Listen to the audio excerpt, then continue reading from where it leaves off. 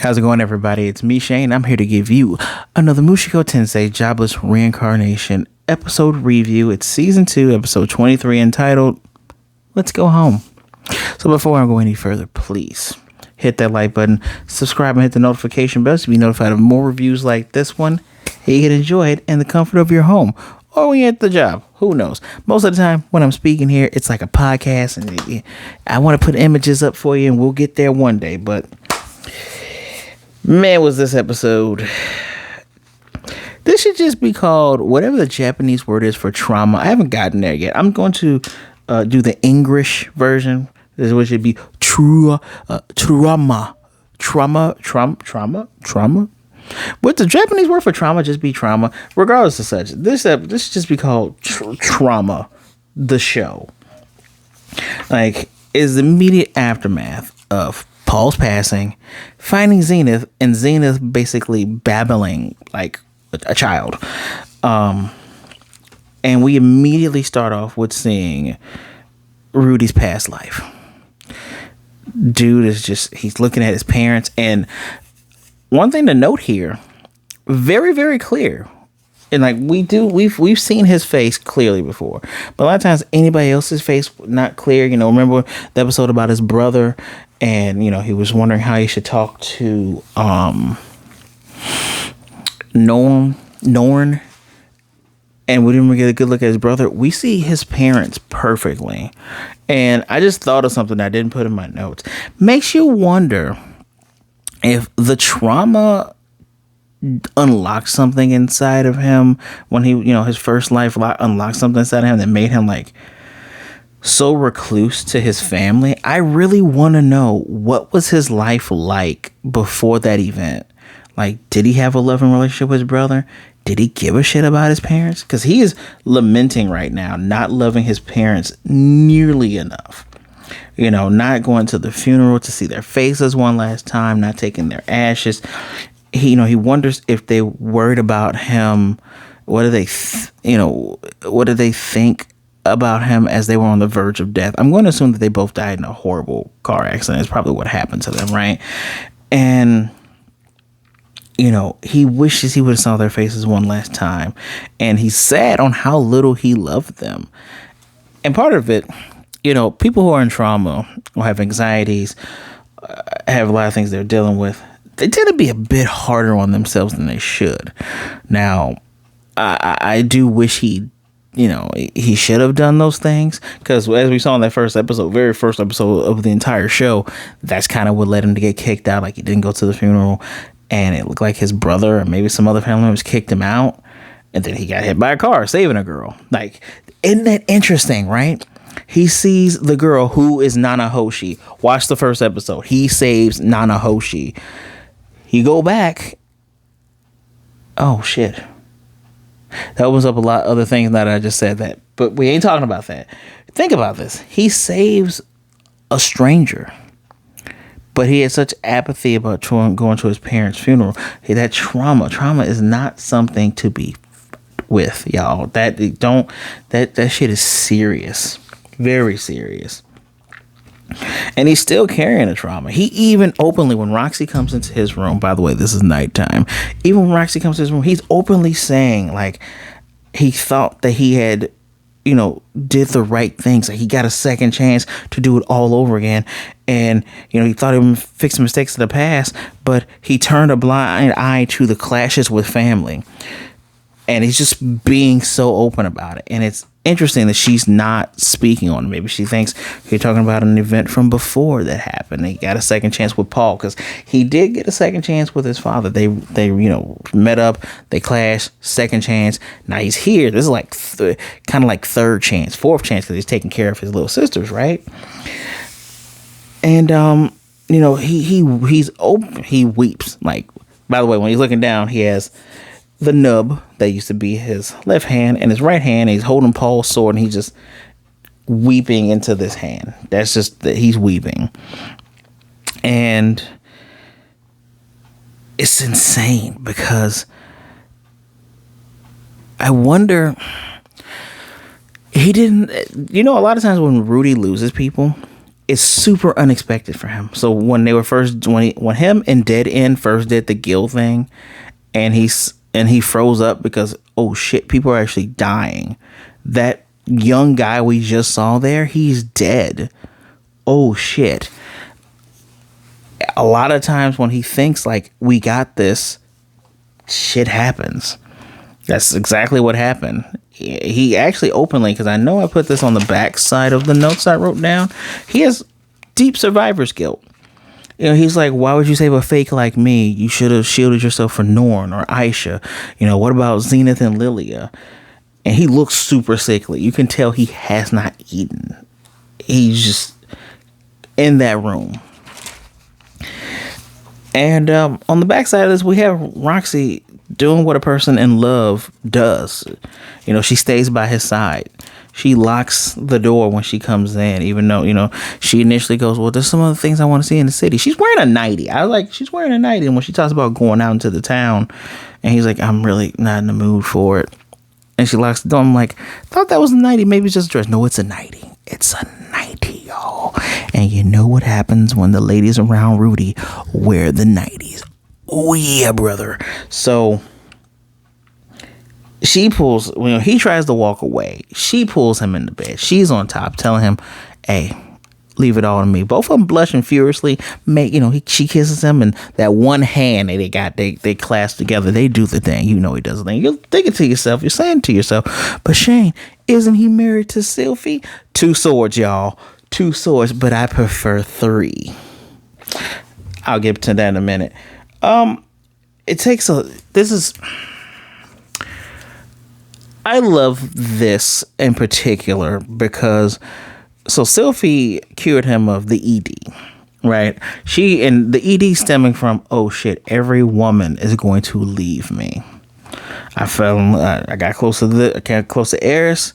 He openly cried, just little Rudy just crying, and she was so bad at communicating her feelings. She should have let Ghislaine write the shit, if I'm gonna be honest with you. She should have let the butler write it, but I digress.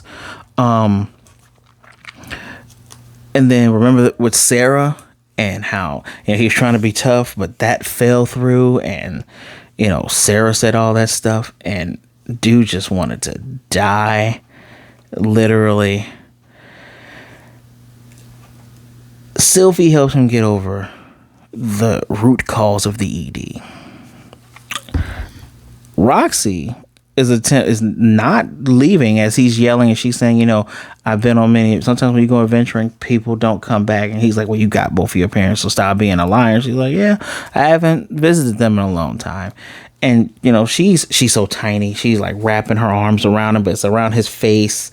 And she's holding on to him, saying, look, even though I am pint-sized failure of a master, I've lived longer than you, and I've been through this, and we're going to share this burden together. And she reiterates the time she spent in Buena with the Greyrats was the happiest time of her life. She considered Paul and Zenith's family, so she's going to share this burden with him. And that's when she pulled him back in when the fool tries to, you know, runs away. She's saying, dude, we're gonna go through this trauma together.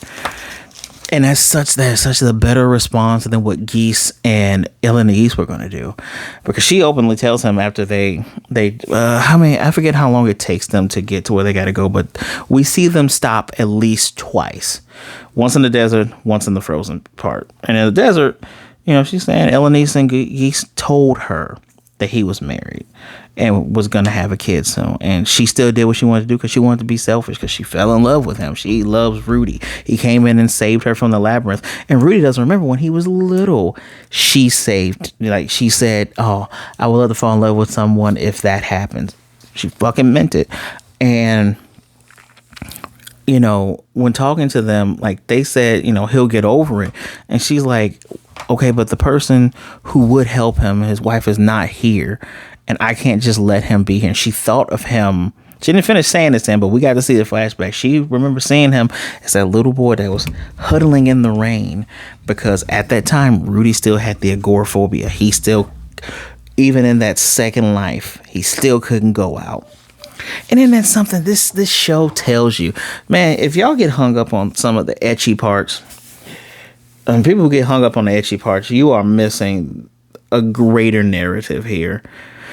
Because this shit is literally telling you, in life, you will go through stuff that you can't sort out in one lifetime, and you can barely sort out in two. Remember, he's 16, 17, 18 at this time, and he's still going through the shit that happened to him before. Damn. And this is all about forgiving yourself and not having that survivor's guilt, right? But she decided to push on. Even Rudy's like, I don't want to be cruel to her. Like, he admits that he loves Sylphie, but he also loves Roxy. And it's not he loves Roxy more. It's they're even, but it's different. Loves them for different reasons. Just, man. And we actually, this episode is more so about grief, because Roxy is going through grief, right? But when Rudy asks, what should I do? And he hears his father's voice, the last thing he said to him, saying, you know, you really are a son I can depend on. And I really do think Paul smiled at the end to see that Rudy was alive. I think that was his last thoughts were, good, he's alive. And Roxy says, she believes that Paul would say the same thing she's telling Rudy. Focus on the family that's in front of you. You have to live for them. They're all waiting for you, dude. And Roxy's going through grief as well, because she has a little private conversation with Elenice when they walk outside of his door, and Lisa's like, Roxy, did you? And you would think, you know, hey, you just cheated on my granddaughter. I know what happened. There's a thing called polygamy, people. And actually, depends on who you worship. Much like in the real world that we experience. You know, I love that she speaks of sharing this grief with him. I like that she is like heartbroken, because she says she's going to be his left hand, because we see in that desert scene, he ain't got that left hand and he stumbles, and she holds him up, and Lisa's paying attention to it. And Lisa even says on that second leg, when they used the teleporter, they blindfolded everybody, by the way, to get through there and say, don't tell anybody about this. But they're doing camp. Roxy's up crying. I thought she could hear, but she couldn't. And at least, like, I can't stand to see her that way. So, do you worship Millis? Does Sylphie worship Millis? See, my beloved Cliff does, and you got to have one partner. It is super strict, and it's kind of overbearing on Lise. She's a free spirit also with the curse that she has. And she openly says, like, marry Roxy. And Rudy is kind of fighting here, because he's like, I call Paul a sleaze bag, and I'm about to do the exact same thing. I have a beautiful wife and a kid coming on the way. How selfish could you be? And Rudy, I can identify with Rudy. Not scared to fall into the trappings of shitty parenting, especially on the father side, trying not to fall into those steps, which is funny, because the more you try to, I would say, the more hate and apathy you have towards a parental figure, especially, I'm going to talk to man to man here, more apathy and hate you have towards a father figure, the more you tend to start acting like that father figure, which you got to work through that yourself. But towards the end here, Paul says 2 swords, bro. Lisa even brings up, she's like, okay, but when Paul married Lilia, was that all bad? And Rudy thinks back to, you know, when Paul trying to make the girls laugh, and they cried, and you know, both wives were tending to him. He's like, well, Zenith was kind of upset, and he's like, yeah, that's natural, but everything was okay. And it's like, yeah, fool, duh. You know, I knew this was gonna happen, but you saw it from a mile away. Why? I digress. Roxy does speak on how, again, the Greyrat taught her what warm family should be. So I sincerely believe her when she says that she's hurt by this too. But when you've gone through enough loss and grief, also speaking from experience, sometimes it can be numb. It can numb you, but it does. There's that one particular loss of life that can get you really hard. That can get you really, really hard. But when you got to be strong for other people, yeah, we see that in Lilia, because Rudy apologizes to her for not helping her take care of his mom. She's like, no, this is my job. You know, the Lord, his father, he has her for that duty. So even though she's technically in the family, she's still the maid, the person in charge of upkeeping the family. She's like, this is what I'm supposed to do. Feeding a Zenith who has lost her memory, and Lee says it's a lost cause, but she's like, this is my burden. And she asks to speak frank with Rudy and says, look, tend to your duty. This is mine.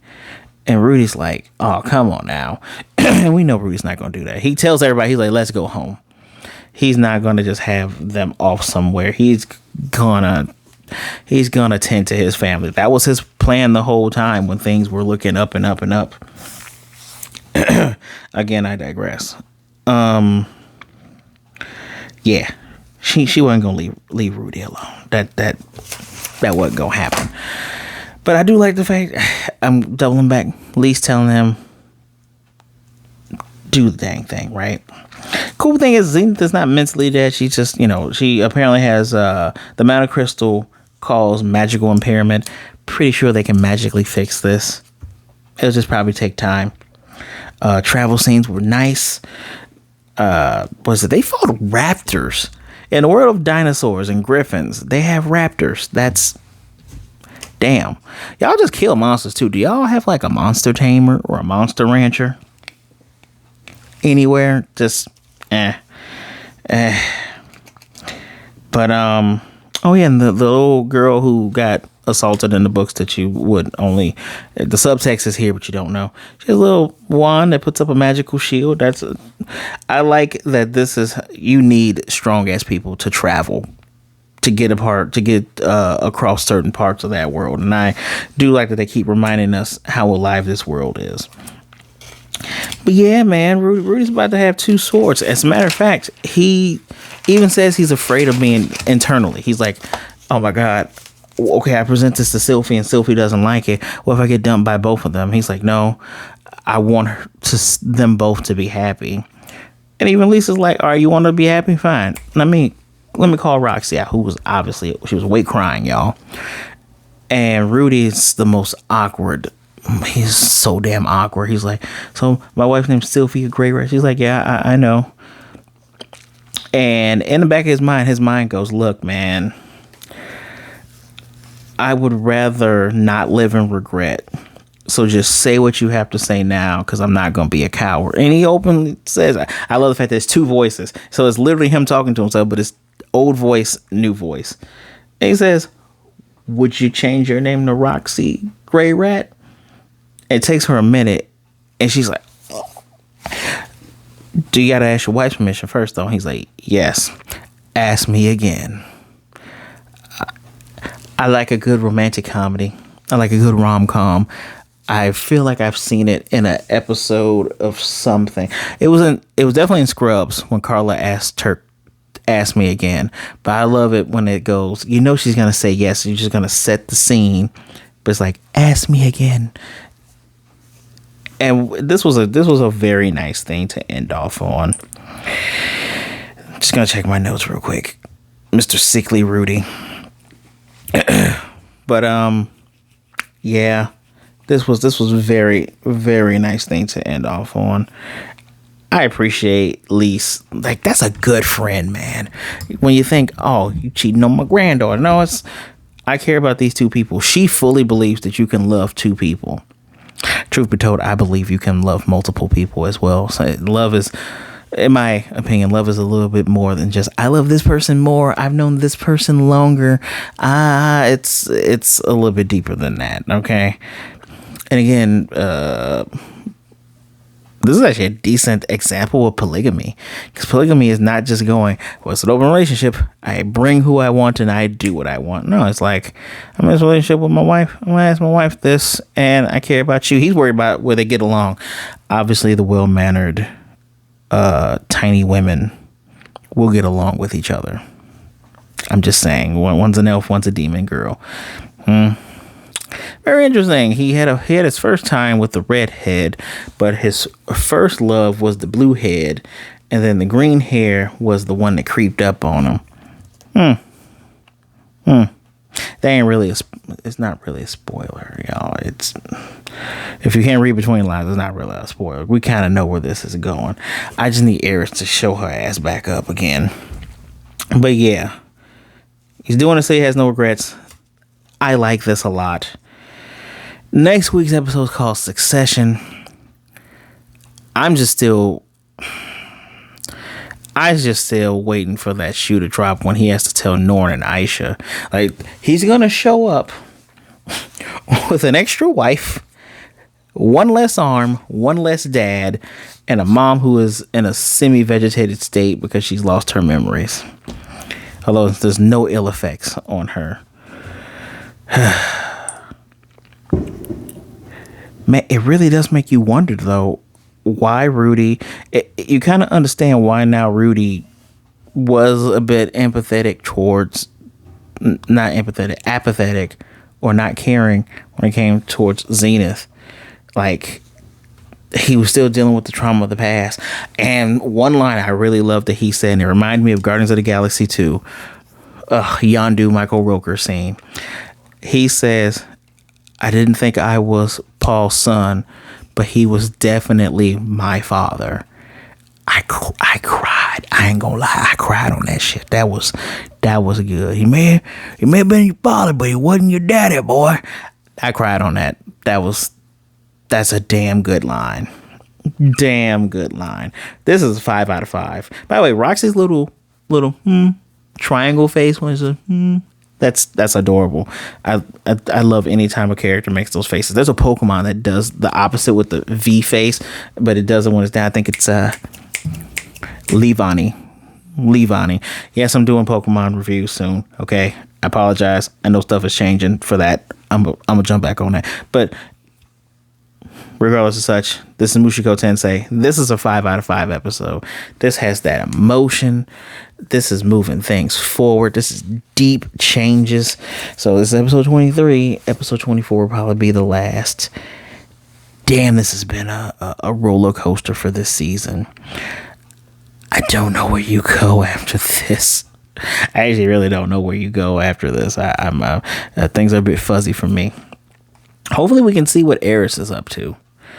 I do want to know what Eris is up to. I want to know what happens to this group. Like, does Rudy, like Succession, right? Does this group fall down onto Rudy now? Is Rudy the new Paul? And are these his merry band of 6? It could be. So 5 out of 5 for me. Let me know what you thought of the episode, please. This is fantastic. Don't forget, leave a comment below. Hit that like button, subscribe, and hit the notification bell. Be notified of more reviews like this one. If you want to support me even further, my Patreon link is in the description below. Thanks for tuning in. Please be good, be blessed. Wash those hands, all right? Drink some water. Be good to yourself, be good to others. Either way it goes, please don't be a jerk. And realize there are people out there that love you, all right? And if you see a loved one that needs your help, do not be afraid to reach out. As a matter of fact, even if it's not a loved one, you just see someone who needs your help, reach out to somebody. But especially if it's somebody you know, right?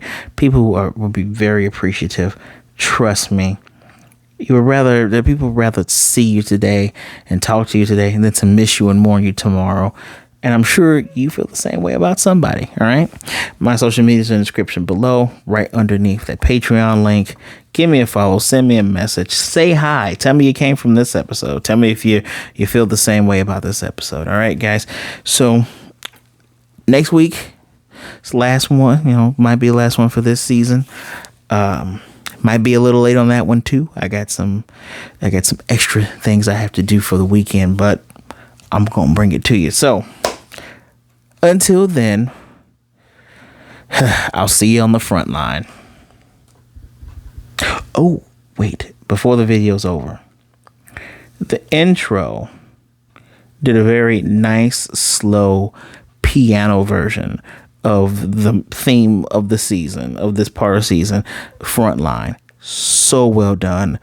So good. I don't know who does the music for this. I'm going to look them up. They need all the raises. So until next time, I will see you on the front line.